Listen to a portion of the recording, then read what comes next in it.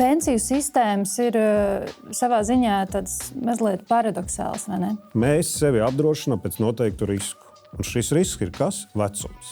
Tā ir mana nauda, tas ir mans īpašums, vai nav tomēr? Noteikti situācija šobrīd ir krietni citādāka nekā tā bija pirms gadiem 10. Kāpēc mums vispār vajadzīga pensiju sistēma? Pēc būtības šis piedāvājums, it kā viņš ir publiski garšīgs iedzīvotājiem, bet tādā pašā laikā tas ir bezatbildīgs lēmums no valsts pārvaldes puses. Labdien! Pēdējā laikā mēs redzam, ka mēdījos un daudzās citās vietās ir aktualizējies arī jautājums par to, vai ļaut vai neļaut izņemt pensiju otro līmeni. Portālā Mana balss ir iesniegtas jau 2 balsošanas kārtas ar aicinājumu šo jautājumu tālāk virzīt uz Saimu. Ir izteikti daudz un dažādi argumenti, kāpēc šo vajadzētu atbalstīt. Ir izteikti arī virkne argumentu, kāpēc tā ir slikta ideja. Un tāpēc šodien es esmu aicinājis pievienoties 3 ekspertus. Es teiktu 3 neatkarīgus ekspertus, bet viņi ir gan neatkarīgi, gan ļoti zinoši pensiju jautājumos. Tas ir ļoti būtiski, jo vienkārši neatkarīgi mums nedara. Tātad mums ir Kristīna Dambe. Kristīna, tu esi sveiki, tu esi Baltijas finanšu centra vadītāja. Tu esi strādājusi arī ilgus gadus Londonā, un tieši pētot arī pensijas un pensiju sistēmas un pensiju jautājumus Londonā, attiecībā par Lielbritānijas finanšu sistēmu, un arī pašlaik RBSā, es saprotu, jūs gatavojat pētījumu par pensiju otro līmeni, kas visai drīz tiks izdots. Jā. Jā, tā kā Kristīna, prieks tevi redzēt. Otrs eksperts mums ir arī Rīgas biznesa skola, asociētais profesors Edgars Voļskis, BDO konsultāciju un nodokļu domas direktors, tātad gan akadēmiskā vide, gan arī profesionālā darbība auditoru kompānijās. Edgars, prieks tevi redzēt. Jā, sveiki. Un varu tikai pieminēt, ka Edgars laikam ir viens no zināmākajiem Latvijas pensiju sistēmas ekspertiem. Katrā ziņā katru reizi, kad es eju uz Saimu, Edgars ir priekšā. Tā ir. Un mūsu trešais šodienas eksperts ir Jānis Lībeks. Jānis strādā Alfinox Capital, un viņš ir partneris Alfinox. Varbūt daudzi nezin, kas ir Alfinox, taču tie, kas darbojās finanšu jomā un ieguldījumu jomā, es domāju, ka Alfinox ļoti labi zina, jo Alfinox pārvalda investīcijas un līdzekļus lieliem Eiropas, Šveices institucionāliem klientiem. Un attiecīgi Jānis ir noteikti mūsu eksperts, kas var runāt par investīcijām, par komisijām, par to, kur līdzekļi jāizvieto un kā no investīciju viedokļa mūsu sistēma strādā. Tā kā, man liekas, mums ir ļoti, ļoti labi pārklātas dažādas jomas, gan no teorijas, gan no prakses, gan no visa pārējā. Un mans pirmais jautājums, varbūt, Kristīna, tev. Ja mēs palasām Mana balss, šīs te iniciatīvas, tad tas jautājums tur ir pacelts samērā loģisks, es teiktu. Ja?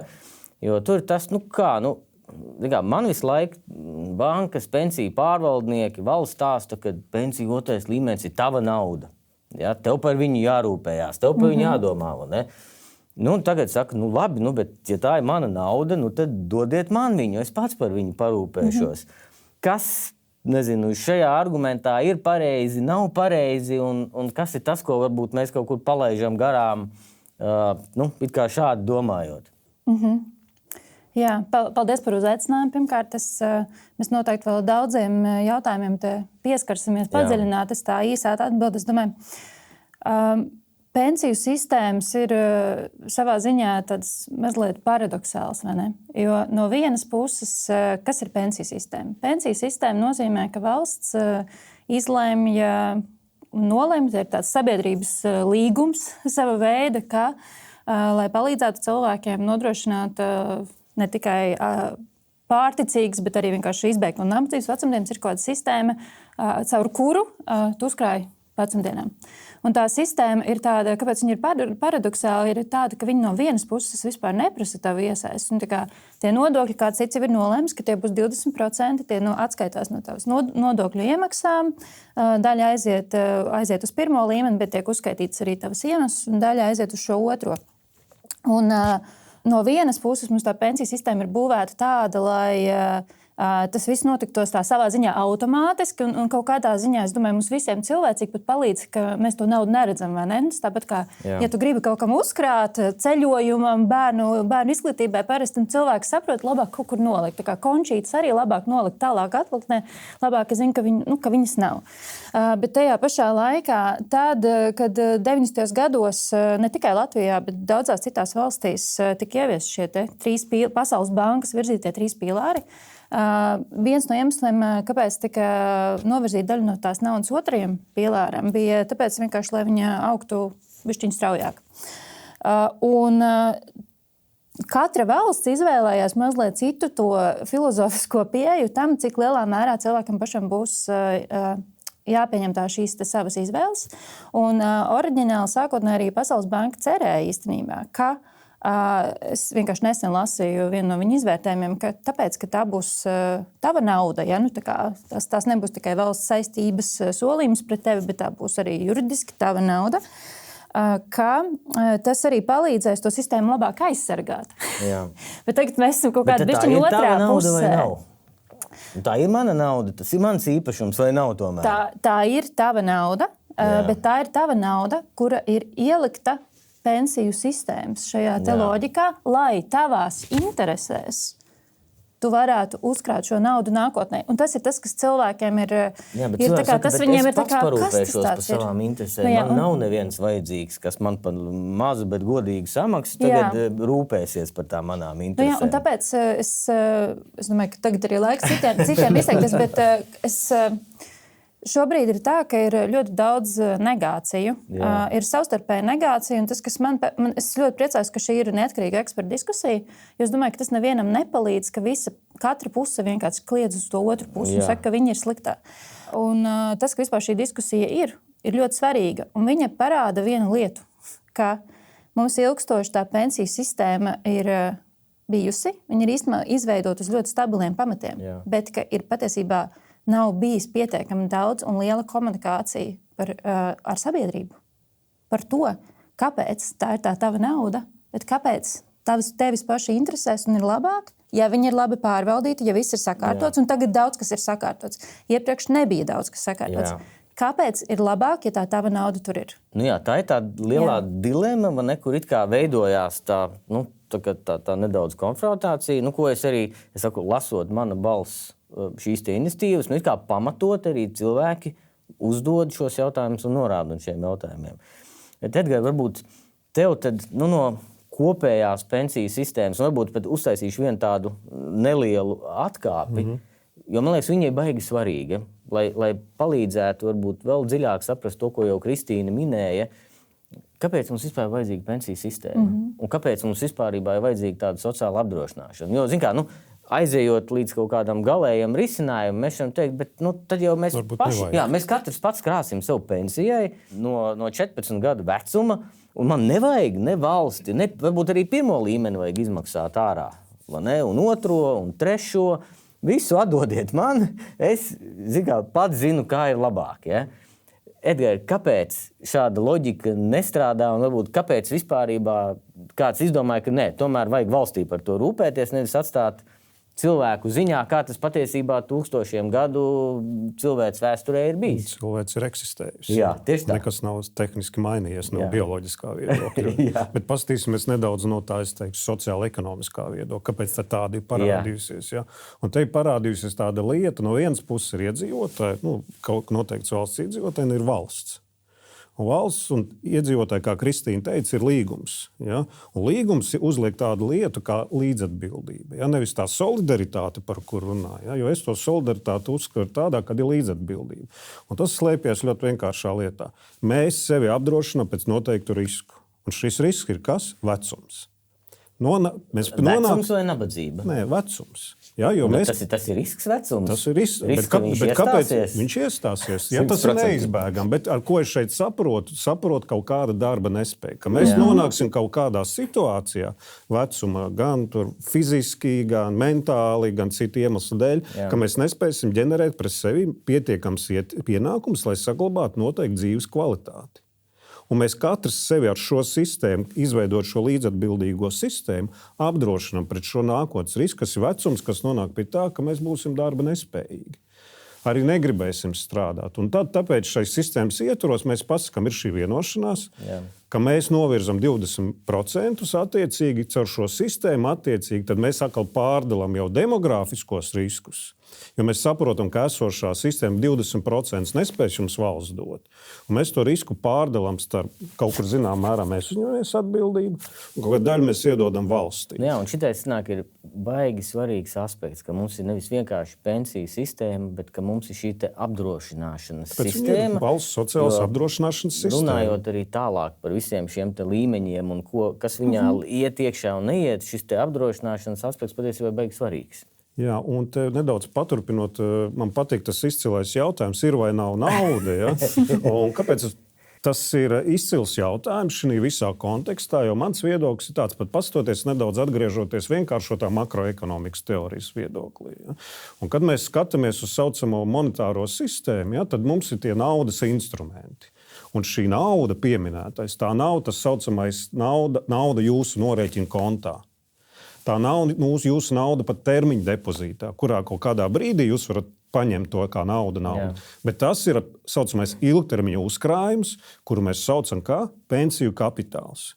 Un to pensiju kapitālu mēs krājam līdz likumdošanā noteiktam termiņam, jo valsts ir aprēķinājusi noteikti tas vecums, ņemot vērā visus dzīvības, veselības un tā tālāk rādītājs, cik ilgi mēs varēsim strādāt un cik ilgi valsts spēs un mēs uzņemties to līdzatbildību. Līdz ar to atbilde šīs visas sistēmas ietvaros, jā, tas ir pensiju kapitāls, kuru jūs varat izmantot savām vajadzībām, lai kaut kādā brīdī turpinātu noteikti dzīves kvalitāti. Un te ir tā atbildība. Mēs maksājam nodokļus, mēs novirzam 20%, pensiju pārvaldnieki uzņemās saistības, valsts uzņemās saistības, un mums ir tas līgums, kas izpildās. Un mēs turpinām dzīvot normālu dzīvi, kvalitatīvu dzīvi, bet tur ir svarīgs vārds līdzatbildība, piedalīties visiem. Nu jā, un vēl man liekas, ir viena lieta, ka mēs ar šo visu arī ne tikai veidojam šo reālo uzkrājumu, bet lai stimulētu to, ka šī reālā nauda tiek uzkrāta, valsts patiesībā mēs varbūt to neapzināmies, bet nāk mums ļoti pretī atbrīvojot šos līdzekļus no nodokļiem. Tieši tā. Mums šī nauda ar sociālo nodokli aiziet tādā pensiju otrajā līmenī, bet no viņa netiek ņemts ienākumu nodoklis.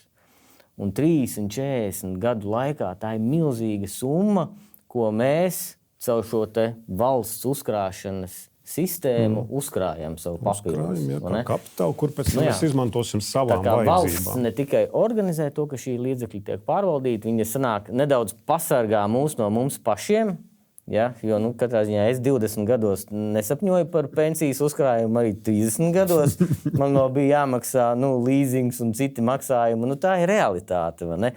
Un atkal no sistēmas viedokļa tas ir pats produktīvākais vecums, kad tev jāsāk uzkrāt. Un tā disonance, mēs zinām, kādi mēs esam. 20 gados nedomā neviens par kādiem uzkrājumiem grib runāt. Tā teikt šodien visu. Jā. Jāni, vēl viens arguments, ko es šeit dzirdu un kas arī parādās šajās mana pensija iniciatīvās, ir par to, ka šī sistēma strādā neefektīvi. Otrais līmenis strādā neefektīvi, kad bankas ņem lielas komisijas, kad viņi neko negarantē. Un, īsāk sakot, ka tā sistēma nestrādā, viņa ir dārga, no manis paņem naudu, es neko nedabūnu pretī, un tāpēc labākais pats. Šeit mums ir bijusi arī tā vēsture, tomēr tādā attīstības stadijā šis otrais pensiju līmenis un kā tas tiek pārvaldīts. Un noteikti situācija šobrīd ir krietni citādāka nekā tā bija pirms gadiem 10. Bet es uzreiz teikšu, bet es kā izbijis pensiju pārvaldnieks, teikšu, bet viņi bija savādāki, tāpēc, ka likumdošana bija savādāka.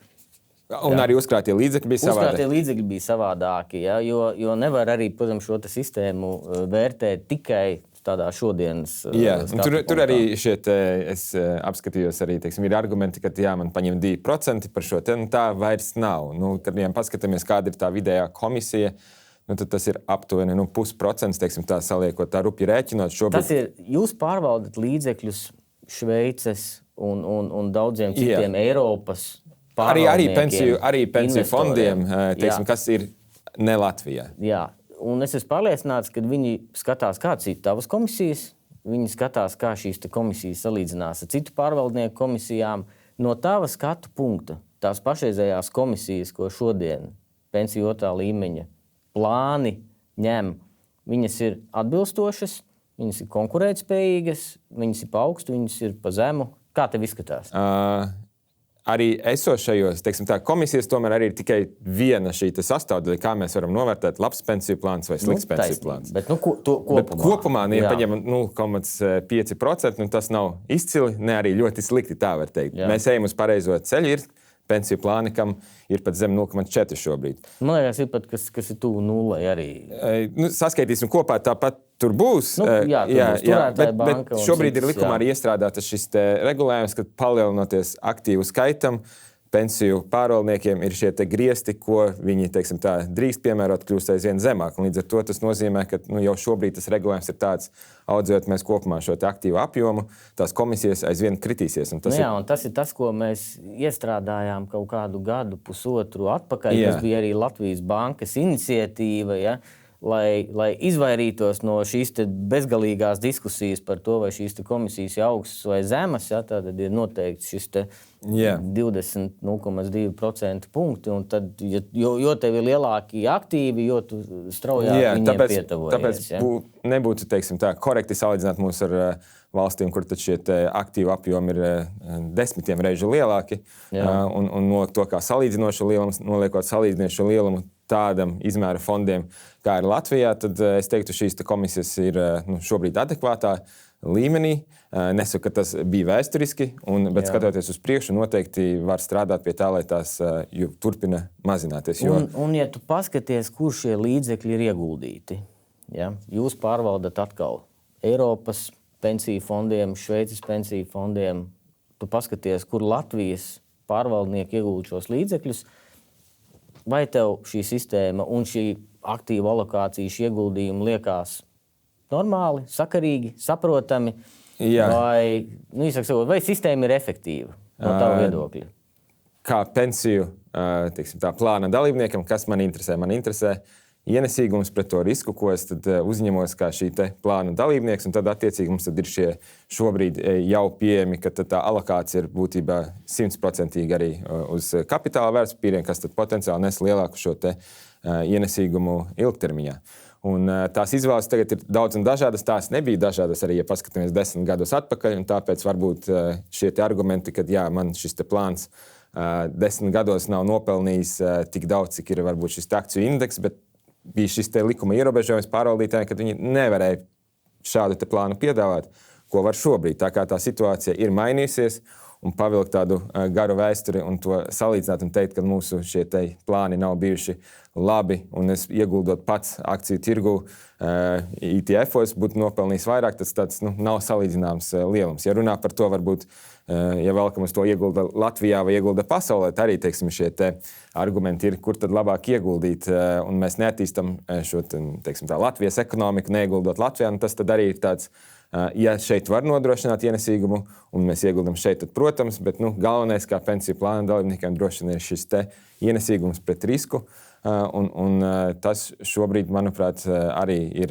pieejams, ņemot vērā, ka šie ir 100% aktīvie plāni pieejami, kas nebija vēsturiski. Jā. Es pirms mūsu ieraksta paskatījos interesantu statistiku. 21. gadā Mana balss portālā arī bija priekšlikums ļaut izņemt pensiju otro līmeni. Un tanī laikā arguments bija tāds, ka ir Covid krīze, un iedzīvotājiem ir grūtības un ir ienākumu kritums, un kad izņemot šos līdzekļus, cilvēki iegūs naudu, lai nodrošinātu savu izdienu vispārējo. Un es parēķināju, kāds ir bijis kopš tā laika ienesīgums akciju tirgos. Tātad, ja šo ierosinājumu neatbalstīja, viņš tika noraidīts. Bet, ja viņš būtu pieņemts un cilvēki šo naudu būtu izņēmuši ārā, kā jums šķiet? Kāds bija vidējais ienesīgums akciju tirgos kopš 21. gada? Tu droši vien, Jāni, zinās vislabāk, bet man interesē, kā jums šķiet? Cik cilvēks zaudētu reāli, ja viņiem būtu ļauts izņemt 21. gadā, un viņš vienkārši to naudu izņemtu un iztērētu? Es minētu, ka 23%, jo ņemot vērā, tas bija laiks, kad bija milzīgs fondu tirgu kritums. Jā, un parasti, es domāju, Jānis vislabāk atbildētu. Tieši tajā brīdī, kad ir kritums, tad vajag pēc būtības ieguldīt un pirkt.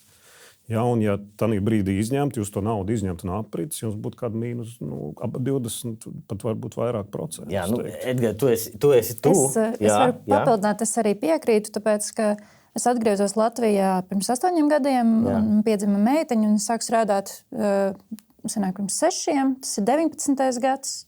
Un tad es paskatījos šorīt atkal savā pensiju uzkrājumā, un tad, es agrāk strādāju Latvijā, pirms aizbraucu projām, bet faktiski man ir no mana uzkrājuma apmēram tas pieaugums ir kaut kādi 25%. Tā kā pa šo laiku periodu. Tas sanāk bišķiņ mazāk nekā Edgars teica, ceturtā daļa. Es paskatījos, kādi ir bijuši rezultāti pensiju plāniem.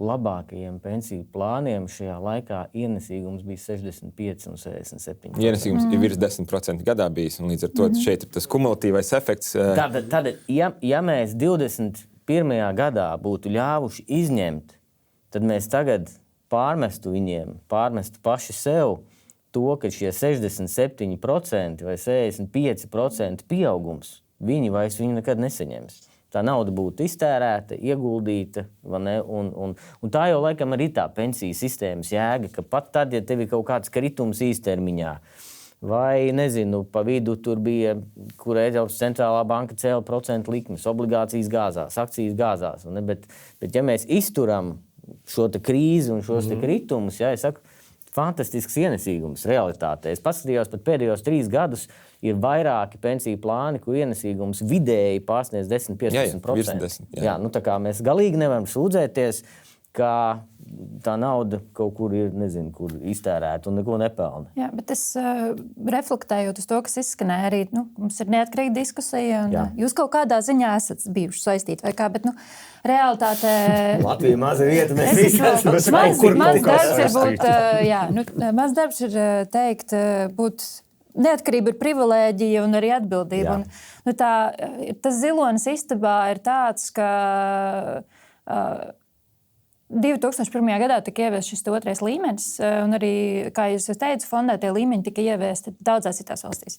Un viņiem visiem vajadzēja ļoti ilgu laiku, lai tā ieviešana būtu bijis veiksmīga. Viņi bija kā pa kalniem. Jo vienkārši tie principi viņi netika uzreiz sakārtoti, jo ideāli, īstenībā tagad mēs esam tajā brīdī, tā kā otrā sistēma dizainā, gandrīz tur, kur viņam būtu bijis jābūt ideālajā pasaulē pirms tiem 20 gadiem. Tādā ziņā, ka kāds uzmana komisijas, jo nebija arī konkurence, tas nebija tikai konkurence, de facto nebija, jo arī tas kaut kur tev aiziet. Nebija valsts kase. Bija valsts kase, un bija šie attīstības, pirmkārt, bija ierobežojumi, kur tu vari investēt. Pēc savas būtības, lai otrais līmenis efektīvi darbotos, tev ir savā pirmajā dzīves karjeras posmā ir jāinvestē akcijās. Nav variantu. Tas sanāk, ka viņš kaut kādā ziņā ir neapzināti sabotēts, jo viņš vienkārši viņš nevar parādīt, ka viņš strādā labi. Tad bija komisijas, tad bija tas, ka iedzīvotājiem pašiem bija jāpieņem lēmumi arī par šiem kur likt naudu dzīves ciklu fondiem un tā tālāk. Un tajā dizainā nav tā, ka mums neviens neteica, ka tā ir jādara. Arī OECD 18. gadā viņiem bija virkne ar priekšlikumiem, un paldies Dievam, daudz no viņiem tagad ir atnākuši. Bet kāpēc par to ir svarīgi? Ir tāds, no vienas puses saprotu, ka cilvēki grib skatīties tikai uz to priekšu, ka tagad viss sakārtots, ejam uz priekšu. Bet kaut kādā ziņā sabiedrības uzticība jau ir bišķiņ sagrauta. Un es domāju, ka ar sabiedrību arī daudz vairāk ir jārunā, ir jāskaidro. Tā kā mēs kā profesionāļi vai eksperti bieži minam kaut kādas šādas lietas, bet tas cilvēkiem, normālajam cilvēkam, kuram ir daudz citu lietu, viņam tas neko neizsaka. Ja tu viņam pasaki, es nezinu, iedod kaut kādus konkrētus piemērus, ka tad, ja ir akcijās, tad tev tur dabūs X, ja nav, tad dabūs Y, tad jau tev ir vieglāk saprast. Tā kā, man liekas, tas uzticības parādiņš bišķiņi vēl ir jāsalabo. Otra lieta, ko es gribēju teikt, kas ir ļoti svarīga, kas saistībā ar mana balss visām iniciatīvām, ir tāda, ka šobrīd ir mēs runājam tā melns balts, izņemt, neizņemt. Bet īstenībā tas lielais jautājums ir par to, vai un cik lielā mērā ir nepieciešama kaut kādos apstākļos lielāka elastība un piekļuve naudas līdzekļiem. Tas ir tas fundamentālais jautājums, un šo jautājumu drīkst uzdot. Jo iespējams, ka ir apstākļi, kuros šo otro līmeni vajag padarīt elastīgāku, un tad ir apstākļi, kuros tu drīkst šai naudai piekļūt. Piemēram, ja tev tiešām ir, trešās pakāpes vai ceturtās pakāpes vēzis, piemēram, tas ir saprotami. Un ir valstis, kurās šie otrie līmeņi ir elastīgāki un var piekļūt šai naudai atsevišķos apstākļos, un par to drīkst un par to vajag diskutēt. Tas, kas nav, manuprāt, labākais, kas šobrīd notiek, ir tas, ka mēs aizjām nevis no tās diskusijas, kādos apstākļos būtu loģiski un pamatoti tā tālāk un saprotami piekļūt naudai tā, lai arī tu savas vecumdienas nesabojā. Mēs no viena grāvja uz to otro. Visu vai neko. Jā, jo tas ir tas, ko Igauņi aizgāja absolūti visu vai neko. Un mēs runājam kopēt Igauņus, bet Igauņi ir kaut kādā savā tajā dizainā, tajā izņemšanā ir pilnīgā otrā ekstrēmgalā. Tā ir viena diskusija. Rīgā bija Baltijas kapitāla tirgus fórums, kur bija ieradies Igaunijas finanšu ministrs. Un tad, kad viņam uzjautāja, ko viņš domā par šo pensiju otrā izņemšanu, viņš bija ļoti īss. Viņš teica, tas ir idiotisms. Bet vienlaicīgi viņš teica, ka varbūt, un tas saskana ar to, ko tu, Krīsni, saka, varbūt mēs bijām pārāk strikti, tomēr kaut kādos atsevišķos, īpašos, iepriekš ļoti skaidri definētos gadījumos ļaujot izņemt. Un, Edgar, varbūt šeit jautājums ir tev. Es zinu, ka no sistēmas uzbūves viedokļa tas īsti nav ok ļaut izņemt, jo tas ir līdzīgi kā, oktas apdrošināšanai pateikt, ka tagad par to pašu cenu arī mājokļu apdrošināšanu tev jāiekļauj ir šī te visā buķetē. Bet varbūt tomēr no tādas sistēmas ilgtspējas un izdzīvošanas viedokļa varbūt ir tomēr svarīgi, kad mēs pasakam, pirmās grupas invaliditāte, tur 100% darbspēju zaudēšana, ka šie tie ļoti skaidrie atsevišķie gadījumi. Ja, ir valstis, kur pat ir kāzas un vēl kaut kas, bet tāpēc es saku, te baigi nevar aizrauties. Jo, ja mēs to mazo pirkstiņu iedosim, droši vien, ka mēs arī līdz kāzām varam aiziet, vai hipotekāro kredītu nodrošinājumam. Tā tas arī ir. Tā tas ir, un tas ir tas briesmīgākais, jo tad atkal tā sistēma tiek sabojāta pilnībā. Edgar, kā tu uz to skaties? Cik daudz mēs varam pateikt jā, vai cik daudz mums ir jāsaka kategorisks nē uz visām šāda veida iniciatīvām? Es laikam būšu diezgan arī kategorisks, godīgi sakot, jo tā vieta, no kurienes es sāku, pēc būtības mēs apdrošinām pret noteiktiem riskiem. Un arī Latvijā un daudzās citās valstīs pret piesauktajām problēmām ir attiecīgi, jūs varat apdrošināties. Tur ir invaliditātes apdrošināšana, dažāda tipa darba nespēja. Bet ko es ar to gribu pateikt? Pēc būtības šis piedāvājums, ar kuru valsts nāk, it kā viņš ir publiski garšīgs iedzīvotājiem, kad cilvēki to neredz, to problēmu, kas aizparīt var iestāties. Bet tādā pašā laikā tas ir, es saucu to, atcerieties, es teicu atbildību no divām pusēm. Šeit tā valsts atbildība pazūd, jo tas ir bezatbildīgs lēmums no valsts pārvaldes puses.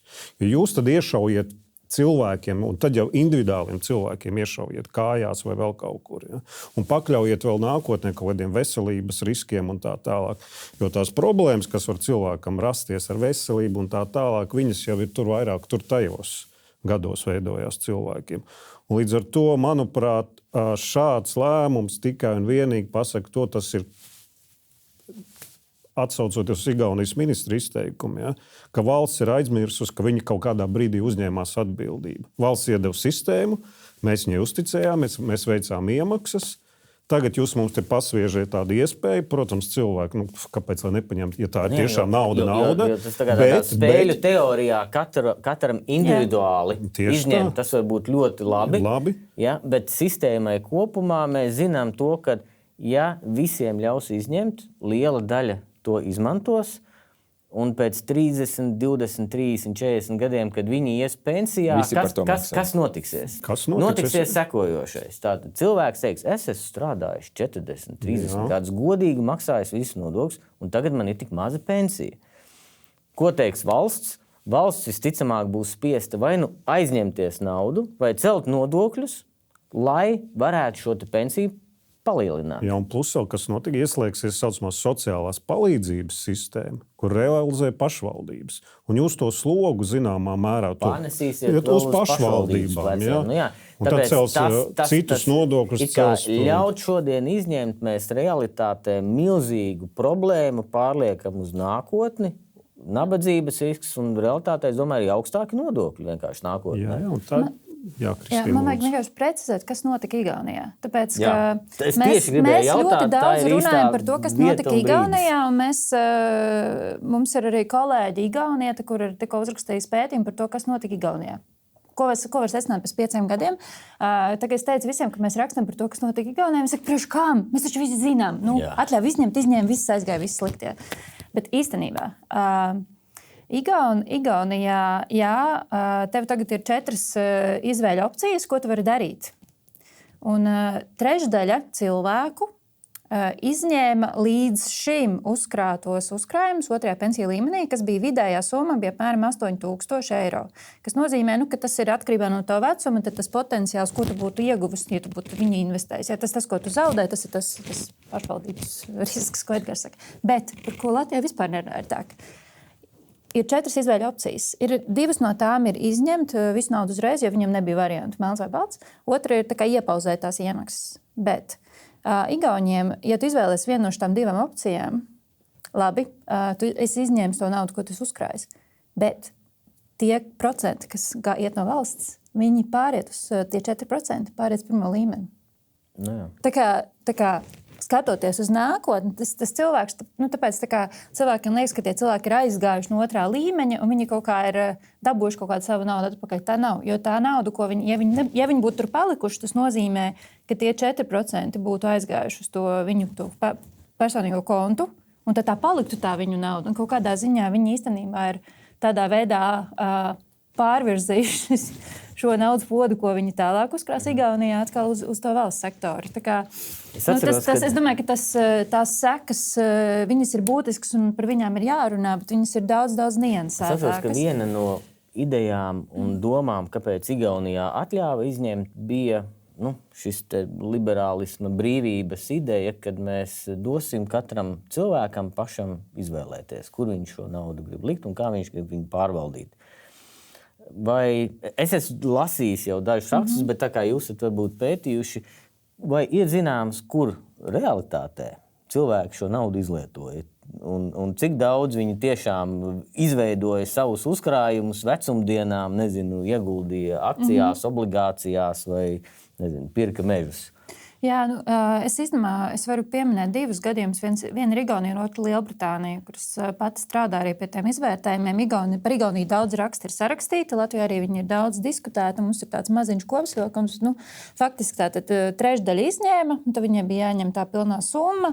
Liela daļa no viņiem, ko 30% arī iztērēja šo naudu, atmaksāja kredītus. Daļa, protams, īpaši jaunākie dalībnieki, bijušie dalībnieki arī, kazino nospēlē vai kaut kādas tādas lietas, cilvēcīgi. Un daļa arī investēja, bet tā bilde ļoti niansēta, bet lielākā daļa no tiem, kas izņēma proporcionāli, tomēr bija cilvēki ar zemāku izglītības līmeni, viņiem arī nebija šīs informācijas, viņi nevarētu arī, tā kā tu teici, izskaidīt savā galvā, ja kāda ir starpība, vai šito izņemu, vai cik es dabūšies investēju. Tas ir tā būtu bijis valsts atbildība. Tas ir valsts atbildība. Tomēr tas lēmums ir sarežģīts, vai ne? Un mēs redzam arī, ka lēmums izvēlēties gan pensijas, pārvaldnieku, gan konkrētu pensijas plānu, viņš no cilvēka, kurš ar to ikdienā nenodarbojās, ir šausmīgi, ir ļoti, ļoti sarežģīts.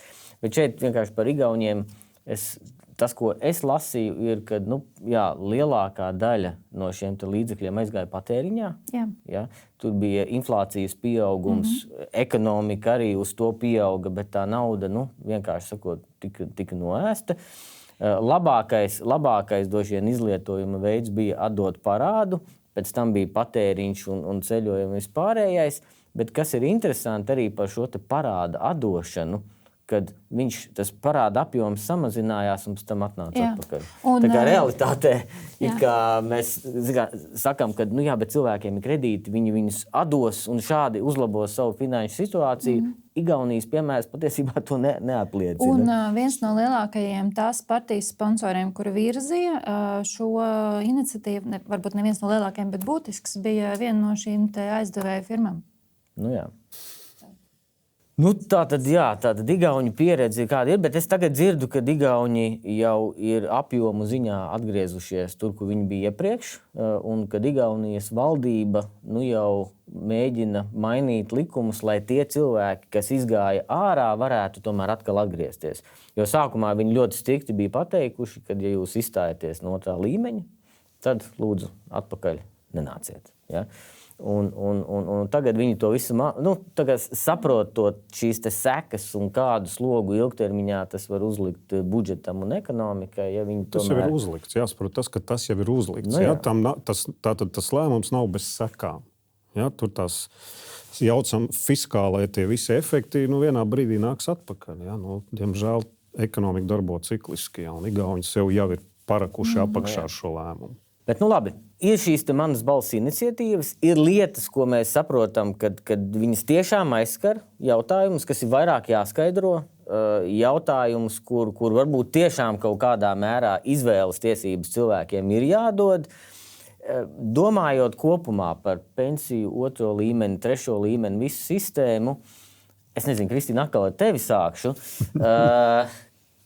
Es zinu, ka jums to pētījums, un tev ir šī unikālā iespēja pareklamēt un pastāstīt varbūt daļu no tiem secinājumiem, ko jūs esat izsecinājuši. Tātad, ko tu redzētu, kas būtu tas virziens, kas ir tās lietas, pie kurām būtu jāpiestrādā, kas būtu jāuzlabo, lai šī sistēma strādātu labāk, efektīvāk, nestu labākus augļus, atdeves, ienesīgumus. Paldies par šo iespēju. Man ir arī viens no pētījuma līdzautoriem, Edgars Voļšks šeit, bet iemesls, kāpēc mēs vispār rakstījām šo pētījumu, tas nav tikai par 2. līmeni, tas ir par visu pensiju sistēmu kopumā. Jo mēs dzirdējām, ka ir diezgan daudz mīti, diezgan daudz tās deķīšu raušanas, katram savu pusi. Un sabiedrība īstenībā nezina, kam uzticēties, kam ticēt. Tu ieslēdz televizoru, visi viens uz otru kliedz, saka, ka nekam nevar ticēt. Un šim pētījumam 4 mērķi, arī 4 lielie secinājumi. Pirmā lielā lieta ir tas, ka mēs gribam atkal atgādināt, kāpēc vispār eksistē pensiju sistēmas, kādi vispār bija mērķi tiem 3 pīlāriem, kas Latvijā tika izveidoti. Par to īstenībā daudz cilvēku droši vien nemaz nezina. Jo Latvijā sākotnēji bija doma, ka tiem 1. un 2. līmenim kopumā ir jānodrošina 70% aizvietojums. Un kāda ir 3. līmeņa mērķi? Un to lielo bildi iedot, jo es domāju, mums īstenībā diezgan sen nav bijusi tāda diezgan atklāta diskusija par to, kāpēc mums tā sistēma eksistē. Un tāpēc jau ir tas sabiedrības precedents. Un tas ir jāskaidro, un tas ir valsts atbildība, tā ir arī kaut kādā ziņā mūsu atbildība arī kā no augstākās izglītības sektora.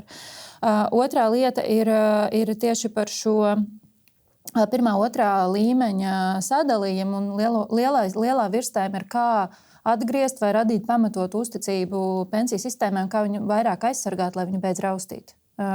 Šī raustīšana starp 2. un 1. līmeni un tā tālāk, tas jau vairāk izmaiņu, to mēs redzam visās valstīs, jo lielāka neusticība pensiju sistēmai. Jo mums ir 6% 2. līmenis, 14% ir 1. un tagad mums tagad ir 5%, pārējais periods bija 5%.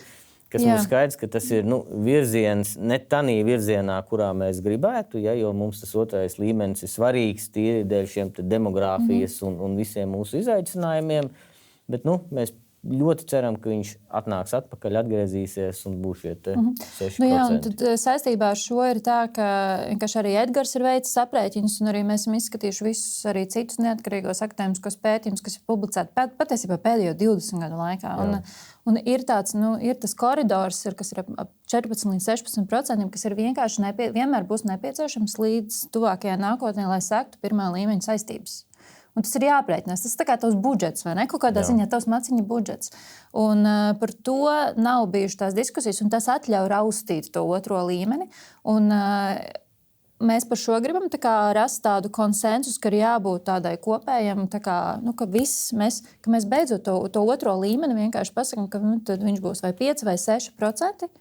Bet mēs viņu vairs neraustīsim. Un, lai neraustītu, ir tomēr arī jāievieš kaut kāda cita veida pārvaldība. Jo šobrīd tā pensiju sistēma, jūs redzat tos lēmumus, īstenībā visi lēmumi, kas ir bijuši veikti saistībā ar šo pārbīdi, viņi ir bijuši tāpēc, ka ir bijis spiediens uz budžetu, finanšu krīze vai vēl kaut kas.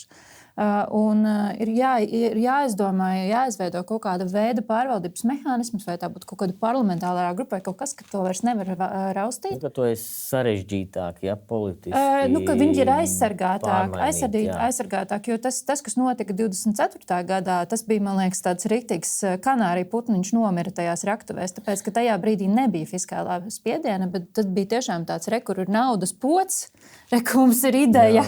Mēs pat nezinām, kāds būs tās idejas efekts, vai ir vērts, bet mēs to naudas podu pabīdīsim, tas ir svarīgi. Un trešā lieta, kas ir man personīgi svarīgi, tu man iedevi laiku reklamēt, es maksimizēju, bet ir šie pensiju sistēmas uzbūves principi un to, cik liela atbildība mēs uzliekam individam.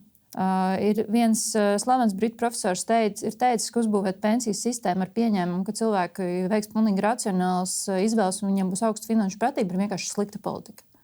Un Latvijā ar to ir, kā jau es teicu, saistībā ar otro līmeni ir tikts galā, bet ir diezgan nopietni jādomā, kādā veidā dizainēt tālāk šo izņemšanas fāzi. Jo izņemšanas fāzē ir nepieciešams izmaiņas, bet tur jau tagad ir jādomā, kāds atbalsts cilvēkiem būs nepieciešams, cik lielā mērā viņiem ir jānodrošina arī kaut kāds drošības standarts. Kā to izdarīt ātri? Ērti, lai būtu šie defaultie jā, bet arī, lai tev tie riski nav... Lai visi riski nav tikai tev. Jā, jo vienkārši ir tā, ka mēs visu laiku runājam par to uzkrāšanas fāzi, bet uzkrāšanas fāzes lēmumu pieņemšana ir salīdzinoši vienkāršāka nekā izņemšanas fāzē. Jo vienkārši, kā Edgars teica, ja tu to naudu izņem visu, un tu dzīvo ilgāk, un tu vairs nevari strādāt. Pašlaik tā izņemšanas fāze, izņemšanas brīdis mums ir cilvēkam ejot pensijā, kur ir šīs, var teikt, divas iespējas. Vai tu pievieno pirmajam līmenim, vai tu var iegādāties šīs polises. Bet patiesībā arī par šo aspektu ir gan industrijā, gan Latvijā bijušas daudz diskusijas. Vienu brīdi viņi, es atceros, īpaši sāsinājās, tas bija tad, kad finanšu tirgos bija kritums. Un tad sanāca tā, ka bija cilvēki, kas tieši tajā brīdī, kad ir šis kritums finanšu tirgos, viņi pensionējās. Ja? Un tad ir tas, ko mēs jau iepriekš skatījāmies, ko tu Edgars teici, ja? kad 21. gads, 20. gads tev ir kritums finanšu tirgos, ja? Tu viņu izņem ārā, pēc tam šie tirgi uziet 20, 30, 50, 70% augšā, bet tu jau vairs to nevar dabūt. Būtībā tu pensionēties, tu esi piefiksējis. Pazaudēji 40% no savas dzīves laikā uzkrātās. Un tieši Jānis arī gribēja tevi iesaistīt šajā diskusijā, jo starp mums ir cilvēks, kurš mana balss ir iesniedzis arī. Ir iesniedzis priekšlikumus no vārdiem pie darbiem. Ja. Ir iesniedzis priekšlikumu tieši par šo izmaksas fāzi. Varbūt, Jāni, tu īsumā vari pastāstīt, pareklamēt, kāds ir tavs priekšlikums? Kā jau minēju, kad teiksim tā, šis ir arī brīdis, kad ir jāpieņem šis lēmums, un šobrīd tas lēmums mums ir divas iespējas. Vai nu mēs tad pievienojam pirmajam pensiju līmenim vai teiksim, šis mūža polises apdrošināšana. Kāpēc varbūt man tas bija aktuāli, jo man tēvs devās pensijā, un tad viņš man jautāja, ko tad man tagad darīt. Un, teiksim tā, par laimi šobrīd nav šis finanšu tirgos brīdis, kad ir jāpiefiksē zaudējums, jo tas tad by default mums tagad viņi nāktos piefiksēt, bet ir jāizveido jāpieņem šis lēmums. To lēmumu nav vienkārši pieņemt dēļ tā, ka tur ir jāsalīdzina, un tā salīdzināšana tur ir daudz visādu. Līdz kādam mēs tad pievienojam pirmajam līmenim. Tur arī tad būtībā šis vairākos gadījumos tev šis neindeksēsies. Būtībā tu šo uzkrāto kapitālu izņem, un tu viņu vairs neaudzē. Tu viņu nodot kādam valstī vai apdrošināšanas uzņēmumam, kurš tad tev nodrošina šo izmaksu, bet tev šis kapitāls vairs neaug. Un cik tas kapitāls būs vērtīgs pēc gadiem 10, 20, inflācijas dēļ viņš būs, teiksim, tā noests. Un tad, bet Edgar, indeksācija taču ir pirmajam līmenim. Līdz noteiktam. Nē, bet tev tas pensijas, tavs saucamā pensija, kas tiks izrēķināta, ja tādā brīdī saliekot pirmo, viņa pēc tam turpmāk indeksēsies. Pensija kā tāda. Bet viņa indeksēs līdz ir taču indeksācijas griezti. Nē, tur ir, protams, attiecīgi, cik liela pensija indeksēs, bet tā lielākā masa, protams, indeksējās. Tā indeksācija ir, bet tā problēma tāda, ka tu piefiksē zaudējumus, jo skaidrs, ka tā indeksācija, kas ir pirmajā līmenī, viņa iet kopā ar darba algu pieaugumu un nodarbinātības atkarībā no sociālās apdrošināšanas fonda pieejamiem. Ņemšu šo konkrēto piemēru. Tur neindeksējas dēļ tā, ka, teiksim, tā pirmā līmeņa uzkrājums samērā labs, otrā līmeņa arī, un tad, teiksim, tā pirmais līmenis mums indeksējas līdz konkrētam slieksnim. Ja pensija ir virs šīs sliekšņa, viņa neindeksējas. Attiecīgi mēs pievienojam šo otro pensiju līmeni šajā es nesaku, ka tas ir cik lielam procentuālam, teiksim, tā pensionāra skaitam tas ir, bet ir gadījumi šādi, ka tu pieliec viņu šajā kurš būtībā, teiksim, godīgi nekad neindeksēsies. Tu viņu izdali šo summu nākotnes maksājumos, un tas ir arī viss. Līdz ar to tu zaudē šajā inflācijas spēlē. Tavs priekšlikums būtu, šobrīd arī ir vairāk, tad būtībā mēs varam atstāt iespēju turpināt ieguldīt šajā otrajā līmenī, izņemt šo teiksim tā, pakāpeniski, bet tā, ka tas laikam būtu visvienkāršākais. Visvienkāršākais, droši vien, jā. Protams, kad būsim godīgi, arī šāds risinājums viņam noteikti būs ietekme uz valsts finansēm, jo valsts savos modeļos arī jau ir ieskaitījusi, kad viņai šī reālā nauda jau pierezervējusi. Jau kasē ienāks. Jā. Un tagad, ja tu viņu aizkavēsi, tad skaidrs, ka tur, vismaz no likviditātes viedokļa, arī nebūs tā, kad valstī tas neko nemaksās. Jā. Bet tas skaidrs, ka ir visvieglākais risinājums. Ļaut izņemt pakāpeniski. Tas ir viens, mēs tad pārvaldam šo risku. Pensionētos no pirmā līmeņa, bet ne no otrā. Jā. Bet tas, protams, atkal es jau iedomājos, ko Labklājības ministrija teikt, viņi saķert galvu un teikt, ka nē, tā mēs nekad nebijām domājuši. Tad šeit arī ir, tad arī nonāk, ir tāds, tad es kāju šo kapitālu visu dzīvi, vēlos pensionēties, un izrādās tomēr tas nebija mans kapitāls, tad viņš atkal man jāatdod kādu. Un šeit ir tāda arī filozofiska, tad tas, kā mēs šo uztveram, un tad, ja mēs dodam tomēr vairāk brīvības, ir arī citās valstīs ir, kad cilvēkam ir pieejams, tad, teiksim, ir kaut kāds procentuāls apjoms, ko viņš drīkst izņemt vienā maksājumā, ja viņam ir tāda nepieciešamība, un tad pārējo viņš sadala. Vai viņam ir pilnīga brīva, jo 75 gados tomēr mēs esam saprātīgāki nekā 30 un 40 es domāju, gados. Jo tuvāk ir pensijas vecums, un jo skaidrs, ka tanī brīdī jau cilvēks daudz vairāk aizdomājās par šo uzkrājumu. Bet skaidrs, ka šī izņemšanas fāze, un tas saskan arī ar to, ko tu, Kristīna, teici, droši vien būtu viena joma, kur būtu nepieciešami, viegli, ērti risinājumi, lai ar kaut kādu fleksibilitāti tiešām atlikt arī to izņemšanu. Bet tur arī vajag jauna veida produkts, jo Lielbritānija izmainīja savu izņemšanas fāzi pirms 10 gadiem, 15 gadā, ja nemaldos, un tad arī atļāva izņemt daļu no naudas vai visu 10 gadus pirms pensionēšanās plus atvēra, jo viņiem arī agrāk bija mūža apdrošināšanas polises un tās pašas problēmas. Tā kā tev īstenībā tas uzkrājums maziņš, tev liekas, ko es tur darīšu ar tiem, tur 10 eiro mēnesī, kāda jēga, tur augsts maksas, tā.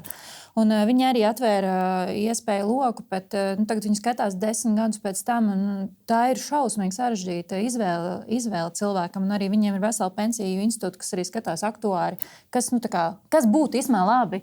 Un tas viss ir ļoti atkarīgs no taviem apstākļiem, jo tas, man liekas, par ko mēs jau Latvijā vispār nerunājam, ir, ka 65 gadi ir vecums, no kura tu vari saņemt pensiju, bet tas nav obligāti tavs darba nespējas vecums. Un realitātē Latvijā ļoti daudz cilvēki vēl pensijas vecumā strādā. Latvija ir līderi Eiropā šajā ziņā. Un tas jau arī ir tas iemesls, kāpēc tai pensiju sistēma ir jāmainās līdzi laikam. Vienkārši ir jābūt tai fleksibilitātei, bet es ļoti uztraucos par to izmaksas fāzes dizainu. Un mēs domājam, ka mēs nevaram visu laiku atsaukties uz to zemā finanšu pratu. Tā kā mēs tā kā sakam, lai viņi paši tiek galā, tad mēs sakām, ne zema finanšu pratība, un tad mēs sakām, ne, klapējam, viss ciet. Un mēs arī ar savu pētījumu gribam vairāk arī pastāstīt, kas tur īsti ir secināts, teiksim, kaut vai tajā pašā Lielbritānijā par tiem riskiem, jo kādam vienkārši būs jāuzņemās atbildība. Jo ideālā gadījumā ir tā, ka tev, ja tu dzīvo, ir tā kā Edgars arī labāk zināks, ka aktuārs ir, ka sākumā tev ir loģiski, ka tu vairāk investē, un tā kā tu kaut kādu daļu izņem, tu turpini investēt, tā nauda turpina augt, un tad vienā brīdī, tā sava atlikušā dzīves ilguma, baigi dramatiski, bet tā ir, ja. Tev ir tāds punkts, ka tev sanāk loģiski tajā brīdī tev ir gudrāk pirkt par atlikušo kapitālu to mūža apdrošināšanas polisi. Kombinācija. Jā, ka tas ir tāds kombināts produkts. Varbūt tās ķeroties klāt, tā kā mēs jau ieejam mūsu raidījuma noslēguma fāzē, kas ir vēl tās lietas, ko mēs redzam, kur prasītos uzlabojumi? Vai tas ir pensiju sistēma, vai tā ir pārvaldīšana, vai tās ir komisijas, vai tas ir kaut kāda aktīvu izvietošana? Edgar, varbūt no tavas puses, kas ir vēl, ko tu redzi? Vai atkal tieši pretēji? Varbūt tavs secinājums ir, kad labākais ir vienkārši viņu neraustīt un mēģināt nosargāt? Tehniski vajadzētu minimāli raustīt. Jo tiešām es vienmēr teicu, tā Latvijas pensiju sistēma līdzīgi kaut kur atbilst tam demokrātijas aprakstam tādā ziņā, ka viņa ir slikta, bet neko labāk neviens nav izgudrojis, ņemot vērā mūsu sociālo-ekonomisko situāciju. Jo demogrāfija Latvijā ir slikta.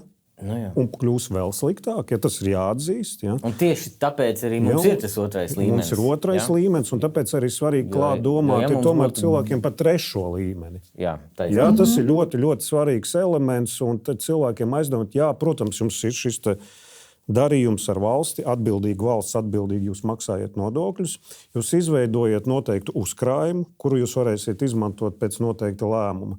Bet ir skaidrs, ja jūs gribat ne tikai saglabāt dzīves kvalitāti, bet uzlabot dzīves kvalitāti, jo es strādāju daudzus gadus un tā tālāk. Jums jādomā arī par trešo līmeni. Un te ir varbūt svarīgs elements, ko es vienmēr esmu aicinājis, kur valstī būtu jādomā nedaudz, un varbūt nevalstiskām organizācijām. Es vienmēr esmu skatījies uz Nīderlandes modeli. Ja? Un Nīderlandē ir, viņš nav trešais līmenis, viņš kā mums otrais līmenis, bet tas ir kā brīvprātīgais līmenis. Bet kas ir svarīgi, šīs iemaksas brīvprātīgā nodrošina caur arotbiedrībām. Caur uzņēmumiem. Arotbiedrības veido atsevišķu pensiju plānus savu arotbiedrību dalībniekiem, nodot pārvaldniekiem pārvaldībā. Un tāpēc šodien Nīderlandē tur ir uzkrāti triljoniem eiro. Latvijā un tas ir tas elements, kur būtu jāiet uz priekšu, lai cilvēkiem klāt veidot. Un es pat teiktu, ka šeit visvieglāk priekšzīme būtu radīt publiskajam sektoram. Tieši tā. Un tas arī varbūt būtu tas vilcējs spēks, kas palīdzētu arī privātajam sektoram aiziet, jo pirmkārtām tas uzlabotu atalgojumu, tas uzlabotu viņu vēlmi un motivāciju arī šī publiskajā sektorā strādāt un palikt. Bet vēl viena lieta, ko es iedomājos, ka mums arī nav nekur izskanējis, cik tad tādā trešajā līmenī būtu jāiemaksā. Mēs izreikinājām. Pensiju otrais līmenis mums ir 6%, tas ir kopā, tad, lai mums ir 8, kopā, lai ir 10. Un tad varbūt tās caur arotbiedrībām vai no valsts puses, ja mums būtu tāds skaidrs mērķis, ka kopā abos līmeņos mums vajag 10%, ja mēs gribam nodrošināt normālu atvietojamību, normālu pensiju vecumdienās, tas ir tas mērķis, ko jāiet. Un pateikt, ko nozīmē normāls? Tas ir 70%, 90%, 100%. Un līdzīgi arī kā šī diskusijā, protams, mums arī nekur nav pateikts, kāds ir ienesīgums, kuru mēs ilgtermiņā vispārībā gribam redzēt, jo no finanšu viedokļa ienesīgums nosaka tev, kur tu ieguldi, cik lielu risku tu uzņemies. Un atkal nezinot, uz kāds ir tas mērķis, varbūt arī mēs kaut kā taustamies. Tu esi izreikinājis. Man patīk tiešām ar šiem makroekonomiskiem modeļiem darboties, bet tiešām aprēķins parāda, lai jūs gribat sasniegt pietiekami labu atvietojumu, kas ir aptuveni 60–70%. Tad pat bez trešā līmeņa, ja, vajag nodrošināt, ka pārvaldnieki jūsu dzīves garajā ciklā nodrošina ienesību, kas vismaz divreiz lielāks nekā jūsu vidējais algas pieaugums. Jā, bet no algas mums Latvijā aug. Jā, bet es saku, bet mums ir krīzes un tā tālāk. Jo, kāpēc es par šo runāju? Atcerieties, es teicu, dzīves kvalitātes saglabāšana. Jā, ja jūs saņemat algu, jūs pieraduši pie kaut kāda sociālajiem, ekonomiskiem labumiem. Ja? Bet kāpēc es nerunāju par 100%? Jo, kā Kristīna arī teica savā dzīves ciklā, jūs 30, 40 gados jums pavisam citi izdevumi. Jums ir līzings, jums jāmaksā hipotēka, jums jāmaksā par bērnu izglītību un tā tālāk joprojām. Sasniedzot 65, 70 gadu, protams, ir mazbērni un tā tālāk, bet jūsu izmaksu tas grozs jau ir kļuvis pavisam savādāks. Un tad vidēji jūs tur ap 70% jūs saglabāsiet to dzīves kvalitāti. Un ja jums, es saku, ienesīgums otrajā līmenī aug ātrāk nekā jūsu alga, ja, tad jūs uzkrāsiet to pensiju kapitālu un saglabāsiet dzīves kvalitāti tajā brīdī. Bet tas otrā un trešā līmeņa mērķis ir. Un tad vēl klāt, es gribu pateikt to. Piespiedīšu pateikt ciparu, maģisko. Un tad klāt, mēs zinām, ka tam ir jābūt apmēram 7–10% no jūsu bruto algas ikmēneša, ko jūs novirzat trešajam līmenim. Un tas tikai trešajam 7–10%. Tikai papildus, ja? Bet tas 7–10% tas iznāk no uzkrājuma teorijas, cik pēc būtības iedzīvotājs ar savu ienākumu un uzņēmumu var novirzēt šim te uzkrājumiem. Cik sabiedrība tērē, cik sabiedrība ieņem un cik pāri paliek uzkrājums. 7–10% tas ir tas optimālais intervāls, cik jums papildus būtu jāmaksā. Ir atsevišķas pensiju sistēmas, kur, lai veicinātu kaut kādā veidā arī cilvēkus papildus iesaistīties. Tas, ko viņi dara, viņi pasaka, ka mēs no valsts puses ieliekam papildus vēl varbūt 1 vai 2%, bet tikai tad, ja jūs arī ieliksiet klāt. To var gan uz trešā līmeņa bāzes attīstīt, gan arī uz otrā līmeņa bāzes attīstīt, ja, jo atkal, protams, to neizmantos visi cilvēki, ja, un sociāli tas var nebūt visiem vienādi, ja, jo arī šis 1% ne visi varbūt to atļausies, bet tiem, kas grib uzkrāt, protams, tas ir tev valsts no savas puses vēl pieliek klāt kaut kādu daļu. Es gribētu teikt, ka jau šobrīd valsts palīdz, jo mēs varam saņemt nodokļu atvieglojumus. Jā. Tas arī, un par to, man liekas, netiek pietiekami runāts. Jā, jo šobrīd jau tā valsts... Tā ir milzīga valsts pretīmnākšana. Jā, kā mēs zinām, šis nodokļu apmērs tika palielināts, tad šobrīd būtībā 25,5% mēs saņemam atpakaļ no valsts par to, ka mēs esam veikuši šo te ieguldījumu trešajā pensiju. Tas ir trešajā līmenī. Trešajā līmenī, jā. Tagad labākais laiks par to runāt, būs tās vidas deklarācijas jāsniedz. Bet tas bija jāizdara līdz gada beigām. Maksājums jau bija jāizdara. Maksājums, tagad ir tikai saņemšana. Varētu būt sociālā kampaņa, kur visi salīdzinās, kāda kurš lielāka atmaksas dabūjas. Tie, kas izmanto, tie arī varbūt uztver šo te kā nodokļu rīku saņemt no valsts šo atmaksu, ne tik daudz varbūt tādu kā uzkrājumu gandrīz, bet tad, šis ir, manuprāt, labs mums stimuls no valsts puses, kad šādi te veicinam, bet es domāju, arī ar trešo līmeni ir tur arī lietas, arī vienkāršas, manuprāt, ko var darīt, kad viena no tādām, manuprāt, būtu, kad trešais līmenis, to mēs varam saņemt no 55 gadu vecuma, šī gan ir mūsu nauda, te mēs liekam paši, atliekam un varam saņemt no 55 gadu vecuma, bet tad ja mums rodas kādas krīzes vai problēmas, tad attiecīgi, protams, ko mēs pirmo pārtrauksim maksāt, visticamāk šo te, vai mēs viņu atsāksim, ja būs negatīva pieredze, ja mēs redzam, ka līdz vēl mums jāgaida 20 gadi līdz saņemšanai, arī ir tāds pastāv risks. Būtībā varbūt ir kaut kādi šie te, summu līmeņi, ko tad mēs uzkrājam, bet tad, mums ir iespēja tajā trešajā bišķīt no viņa paņemt ātrāk, ja mums rodas šīs veselības problēmas, jo tas ir tiešām mūsu kapitāls. Tas kā drošības pilvens. Ievies šo te elastīgumu. Jā. Privātā nauda pret publisko naudu. Trešajā līmenī, bet arī tur, protams, būtu ļoti labi, ka tas būtu skaidri. Es teiktu, summas sliekšņi, protams, ne visa. Bet trešais līmenis ar 55 gadiem, 55 gados cilvēkam pensija vairs nav aiz kalniem. Man liekas, ir spējīgs daudz racionālākas izvēles veikt un saprotot, ka man varbūt tās viņš nofinansēs to savu, varbūt viņš ies ātrāk pensijā vai nestrādās un ar trešo līmeni viņš dzīvos 5–10 gadus līdz iestāsies otrais līmenis, un ja tas otrais līmenis ir liels, to arī šādā veidā patiesībā to trešo un otro līmeni vari arī kopā kombinēt. Vēl viena lieta par to, kur sistēmai būtu jāiet un kā viņi jāattīstās, ir par ieguldīšanu Latvijā. Bet to mēs šodien īpaši izvairījāmies no šīs tēmas, jo tā ir atsevišķa raidījuma vērta tēma. Bet mēs zinām, ka arī no likumdevēja puses ir šis te uzstādījums mērķis 20%. Tas nav obligāts mērķis, bet tas ir mērķis, uz kuru virzīties. Un mēs redzam, ka ir arī atsevišķas iniciatīvas, kur pensiju pārvaldnieki strādā teiksim, šajā te virzienā, lai šim te mērķim tuvotos. Un vēl viena lieta varbūt no manas puses, kas mani nedaudz pārsteidz mūsu pašreizējā sistēmā, ir tā, ka no vienas puses otrajā līmenī mums ir it kā ilgtermiņa nauda. Ja? Šiem cilvēkiem vidēji līdz pensijai ir 20, 30, 40 gadi. Bet pati sistēma mums ir uzbūvēta veidā, kur katru gadu jebkurš no mums kā dalībnieks šo naudu var izņemt ārā un pārlikt no viena pārvaldnieka un iedot viņu citam. Es saprotu, kāpēc tas tā ir izveidots. Tas ir izveidots, lai nodrošinātu konkurenci.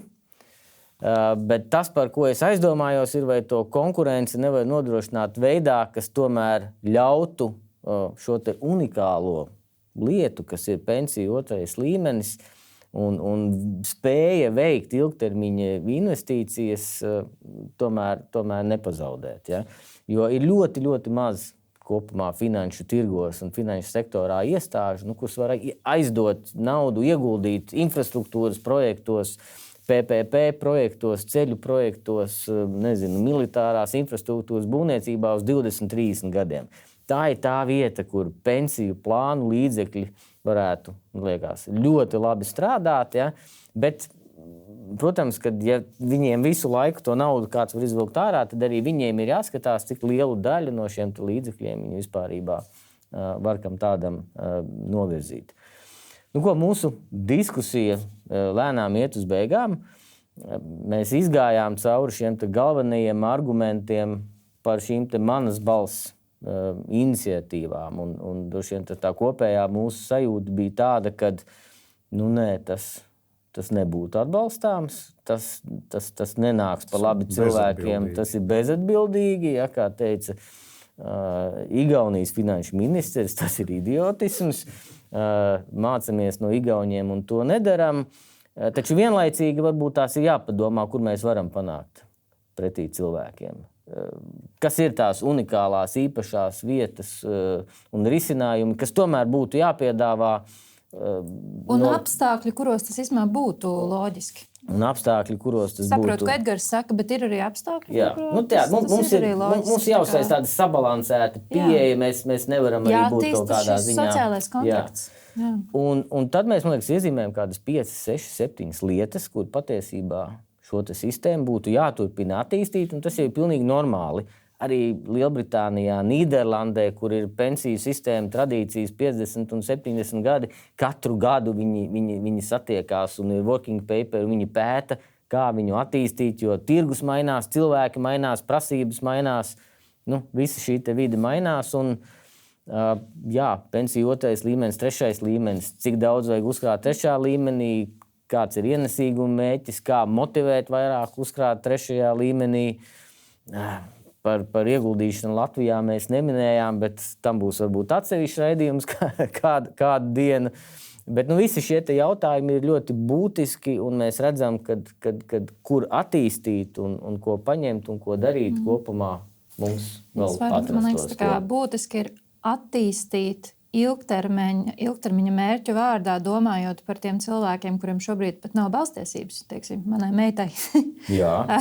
Vai viņi pat vēl nav piedzimuši, bet viņi būs tie, kas mūs sekas, bet attīstīt neraustot īstermiņa politisku un citu kārdinājumu varā. Man liekas, tas ir tas lielais izaicinājums. Tas saucamais 0. līmenis, kā es saku, domājot par savu bērnu izglītību. Jā, jo tas būs, mērā arī atbalsts pārdalot šos sociālo-ekonomiskos riskus. Man stāstīja, ka Pasaules bankas eksperti, kas Latvijā palīdzēja ieviest šo 3. līmeni, teica, tagad mēs jums viņu izveidojām.